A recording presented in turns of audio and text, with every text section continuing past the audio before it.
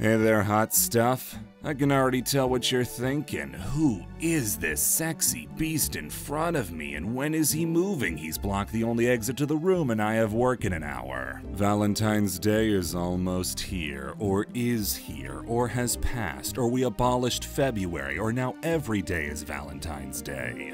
Just trying to cover all my bases. The Weather Channel told me that love is in the air, but everywhere I turn I see the sad faces of gamers in need. Not all are as lucky as I, the conqueror of cuddles, the bastion of babes, and the salacious crumb of bodacious bums. That's that little critter from Star Wars, and he's a sex icon.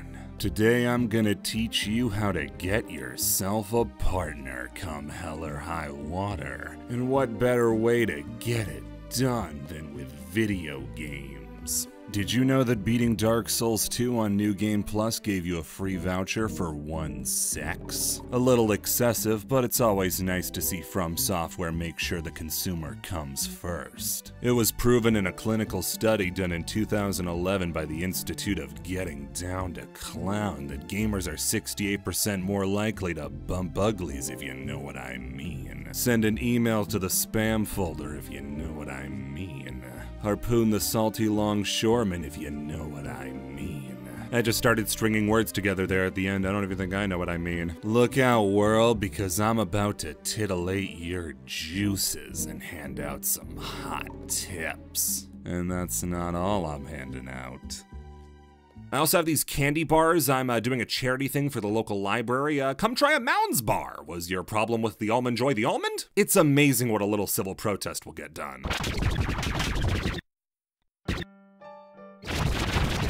Dating sims are an institution in gaming. As long as we've had video games, we've tried to find out how to fuck them. All right, everybody, we can all just come clean. We all thought the same thing when we first saw Dig Dug. Please agree. With simulator games for such fantastical ideas like being an ant, driving a spaceship, and affordable housing, being able to date someone was sure to be coming soon. Hundreds, if not thousands, of games have been made to emulate dates, and I have just a few I want to go over today. Now, I know I'm not the person you'd expect to be tackling a dating sim, since I don't really like anime, which a lot are themed after, and I don't like slower games, and I can't read, but I'm a Yu-Gi-Oh player, and being unable to read hasn't stopped me yet. Up first is Crush Crush, which tackles one of the major problems with dating. Effort! People are expected to try to get people to like them. Don't they know they already love me? Crush Crush looks to fix this by being an idle dating sim. That means that it plays itself while you manage it to get the most results out of the least effort. It's just like Cookie Clicker, where you build up resources for a big payoff, except the payoff here is sex. We start out the game with just one girl, Cassie, and we introduce ourselves by running her over with our bike. Come on, guys, now we have something in common. She was in a bicycle crash, I was in a bicycle crash. Once the game proper starts, you can assign your time to different tasks, like jobs that earn you money and hobbies that earn you skill points. If we want to impress Cassie and have her forget that awkward first meeting where my bike wheel was lodged into her gut, we gotta show off we have enough money and skills to win her over. You can improve your relationship with girls by using hearts, which you get by either talking to them, going on dates, getting them gifts, or oh god, no. I'm just gonna tap the elbow, it's the least sensual part of the body. From here, you don't really play the game so much as you wait for the game to play itself. You can upgrade your stats using diamonds so that you work faster and earn more money, or upgrade skills faster, but you can only get those diamonds through achievements. Achievements come about whenever you do something like get a new relationship level with a girl or cross a threshold of money earned. The early game of this, just like every other clicker game, is agony. You earn new stuff at a snail's pace, and I can't bear to just sit there and watch numbers not go up. But then again, that's not the intention of the game.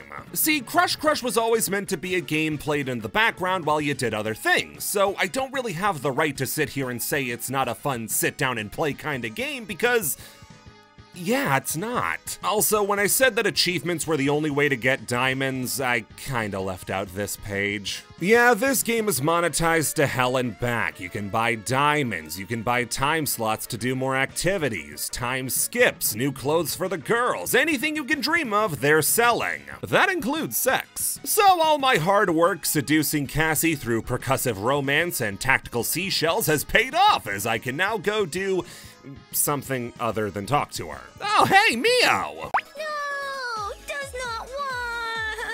So, Creature Romance's Kokono Kokoro is a visual novel all about growing up in a small Japanese town and trying to get into the school that you want to, but you can't because you're not smart enough. But you want to impress your childhood friend because you like her, so you try harder anyway. This couldn't be any more paint by numbers if they had a Clinton E. Churchill quote at the start of the game. Oh, come on! So what about Kokoro makes it stand out in a sea of other games with similar concepts and similar deliveries? Well, Kokoro herself may be a good place to start.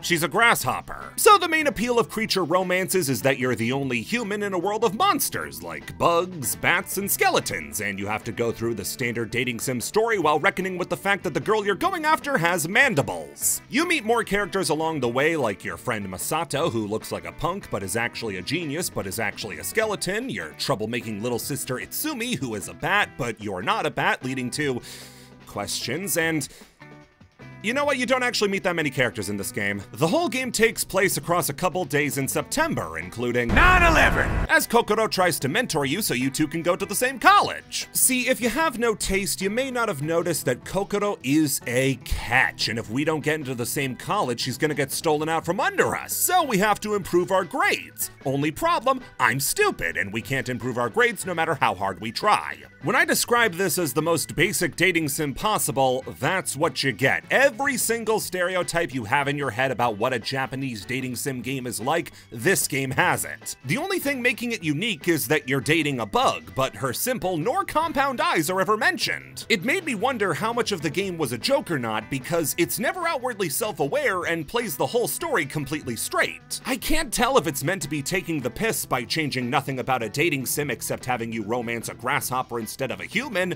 or maybe if the guy who made it just really likes grasshoppers. All that being said, I actually enjoy this one. Like I said, it's a very basic story, but that doesn't mean it's not a cute one. Kokoro is sweet, Masato is encouraging, seeing all those steamy anime shots of a giant cricket is all funny, and by the end I actually did care where the story went. Luckily by that point, the game gave you the one option you get in the whole thing. So overall, it was a fun little experience getting to fall in love with a grasshopper, which the cowardly developer tries to dissuade you from by releasing official human art, which, grow a pair? If you can't love her for her hard outer carapace, maybe you don't deserve her. But what about the most popular dating sim of the past decade? I'm talking about Doki Doki Literature Club. When this game came out, people were enraptured with it. They couldn't stop talking about it, but somehow I never got a chance to play it myself. I also never really watched any of those videos because I don't believe in supporting the competition, but I hear that going in blind is the best way to play, and after having played it, I don't know, guys. I don't really get the hype. Like, it's cute and all, it's very well written, all the girls are fun and nice, Monica especially is a real sweetheart, but really? This is the game everybody's going cuckoo for? Don't get me wrong, it's nice and all, but it's just a generic, run-of-the-mill Japanese dating sim that tackles some mental health issues. That's a good message, but it's not really one I was interested in seeing through to the end. Yeah, I hate to say it, but I never even finished the game. After the first 3 hours, 4 minutes, and 45 seconds, I felt like I had gotten my fill and the rest was just gonna be more of the same. Sorry guys, not really hopping on this bandwagon. Let's check back in on Crush Crush. Since it's an idle game, it means that it plays just as well in the background as it does when you're looking at it. I've earned several more millions of dollars, earned a bunch of new jobs, and all while being the most quirked up white boy I can be. We've got brand new girls too, like Iroh, who is a My Little Pony, which was very unfun to learn, Nutaku, who is way too horny for me to showcase, and Ayana. Don't worry guys, once the first rival's done, the rest are gonna be easy. I've got lots and lots of money, plenty of girls all around me who genuinely love me, so why not throw it all away? See, whenever you want, you can throw all the progress you've made away for a chance to do better in the next life. You could make a religion out of this. When you restart, you get a bonus, so instead of waiting 10 seconds to make $10, you get that $10 automatically. This makes it so you progress through the main game quicker and get back to the point you were just at in a fraction of the time. Aw, yeah, futility! I hate games that make you do this and force you to play the same section over and over and over, and not you roguelikes, and in this game it's at its worst. The girls don't want new things every time you go through their routes, so every time you go back you do the exact same thing in the exact same order, and it's so boring. And you're gonna have to be restarting dozens of times if you want a boost worth having. The game does try to spice things up with the phone, where instead of tapping a girl, you sit there and wait for them to text you back. I'm a big fan of massive tips, though I don't mind a little oral praise if you don't have the means to tip. Yeah, I'm real hot and real bothered because you don't know how to use punctuation. All right, let's fall back to a bit more of a formal, regular dating sim. John Cena's Sexy High School Adventure. All the stars are here tonight. You got Cena Senpai, Big Bad Johnny, wimpy little nerdy Jonathan, Mr. Cena, and you can only pick one. These big hunks of man meat go to the School of Hard Knocks, and it's up to us to pick one as our date for the prom, which is tomorrow. I try to be a good student, but that nasty Johnny ruins my notes. Lucky for me, Cena Senpai's nice enough to help me figure it all out. What happened with the WWE Championship in 1998? Okay, fucko. First off, it was the WWF Championship by that point, since they hadn't been sued by the World Wildlife Foundation. But back on the topic at hand, it started the year with Shawn Michaels after he screwed over Bret Hart at Survivor Series 1997, but he would lose it to the Rattlesnake Stone Cold Steve Austin at WrestleMania 14. Austin himself would go on to be screwed over by Kane at King of the Ring because it was a first blood match and Kane wears all red fabric. Stone Cold would win it back the next night because he's better at wrestling, but then would have the title vacated at Breakdown in Your House in September because he was pinned by The Undertaker and Kane at the same time. The title was vacant until November in the Deadly Games tournament at Survivor Series, where Mr. McMahon screwed over his own wrestler in Mankind to give Rocky Maivia, now The Rock, the World Championship. I hope that helps. So since he helped us with all of our work, I decide to ask Cena Senpai if he wants to go to the prom with us. He agrees and we have a magical night, including all sorts of hot wrestling action. The day after though, security Cena throws us in the slammer for practicing safe wrestling. There's something under this bed and I'm gonna find it. You can't hide from me. When I do finally get back to school, something terrible begins to happen and the class has to flee into the sewers, but the threat finds us anyway. It's hideous. Thank God Sir Jonathan Cena of York is here. Oh God, Sir Jonathan Cena of York. I couldn't wait to act. I had to do something and to save the game real quick. Leap into action to stop the monster. I managed to pin the monster for the 1, 2, 3 despite having him in a submission hold, but my frail body just can't hold out any longer as I ascend to heaven. Would you look at that, Christianity was the one true religion. Even though I can't be with them anymore, I can watch as my beautiful Cenas live their best lives. Where have I been for the past few minutes? Let's snap back to reality with a little bit of I love you, Colonel Sanders. Loose definition of reality today. KFC has been one of the forerunners of the "if we meme, the children will come" advertising boom of the modern day. They'll make a video of Chippendale dancers dressed as the Colonel, threaten for the past couple years that they'll release a KFC video game console, and the subject for today, make a dating sim all about wooing a 19th century chicken salesman. The game was released on September 24th of 2019. You may notice that's not near Valentine's Day, not near April Fools, they just dropped it as casual as you like. This game has you playing as yourself, or as I like to call me, Crispy Jack, attending the University of Cooking School Academy for Learning, trying to become the world's best chef. You meet such kooky characters as your best friend Miriam, your rival Ashley, and your sub-rival Van Van, but most of these people are just window dressing to get to the man himself. How does he keep that svelte figure on a diet of exclusively fried chicken? He's the only romance option actually in the game, so everybody else is just in the way. You spend most of the game meeting classmates, attending classes, and getting into corporately approved wacky shenanigans like having a dog as a teacher and summoning chicken monsters from other dimensions. This whole game has a feeling of sterilized craziness about it. Like, yeah, you can make a weird Japanese dating sim, but if anything weird happens or if it's too Japanese, I'll beat you with a hammer.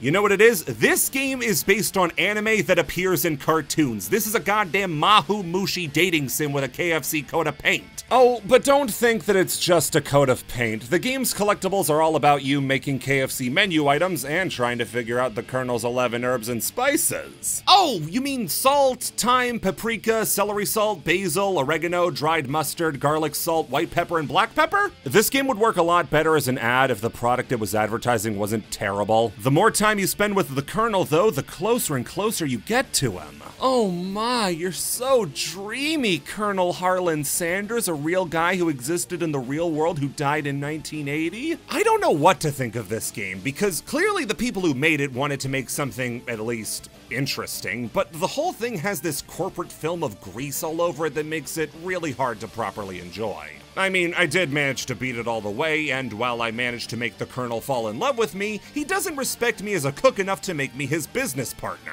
You wrinkly old grease trap! I have half a mind to do to you what you did to Matt Stewart in May of 1931. Colonel Sanders shot a guy, by the way. Take your double down and shove it, old man. I'm gonna go play Ava 4, a Neon Genesis Evangelion dating sim. She killed me with a large brick. As for the final game, if you know anything about dating sims, you've been waiting for this game to show up. You know what they say, save the best for last.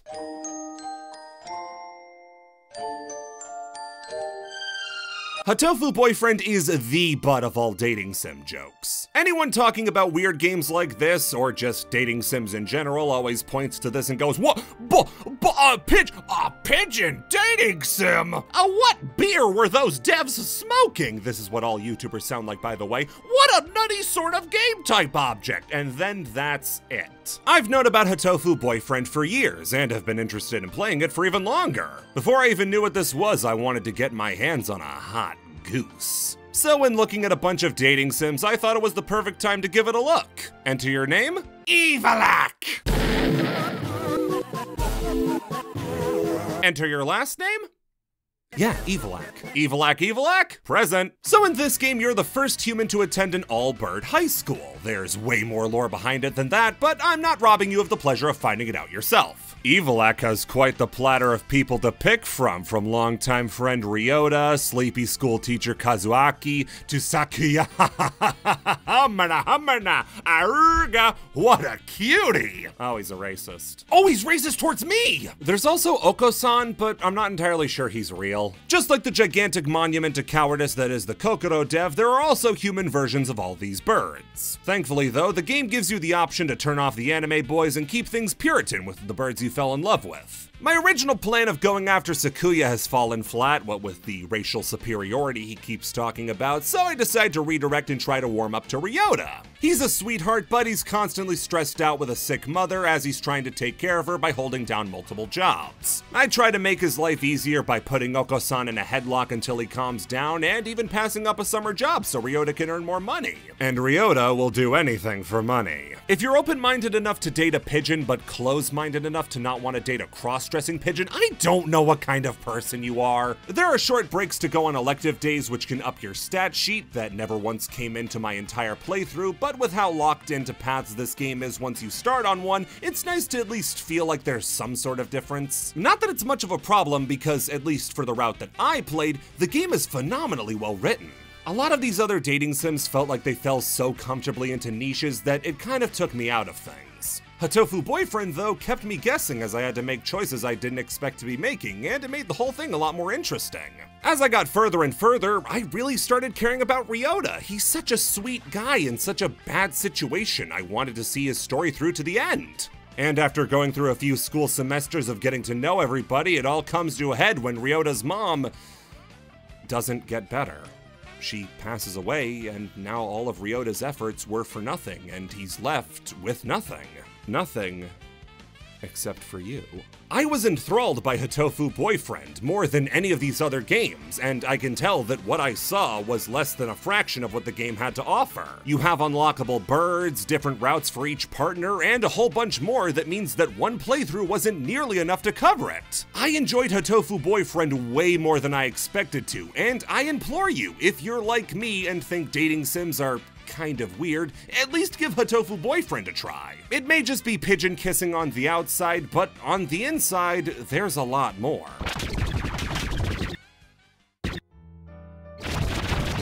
Going through these dating sims has really given me a new appreciation that I didn't have before. When I started, I was probably a lot like you, never giving dating sims much of a shot because they're not my thing. While I don't see myself as a massive fan now, I definitely found in games like Kokoro and Hatofu Boyfriend a newfound respect. They're not the type of games that I usually like, but they're more than worthy of being more than just the butt of the joke. Oh, speaking of butts, I should probably check in on Crush Crush one more time. Yep, I racked up quite the sizable bank account and pile of babes, so much I managed to snag a new one, Pamu. Let's go see what she's all about.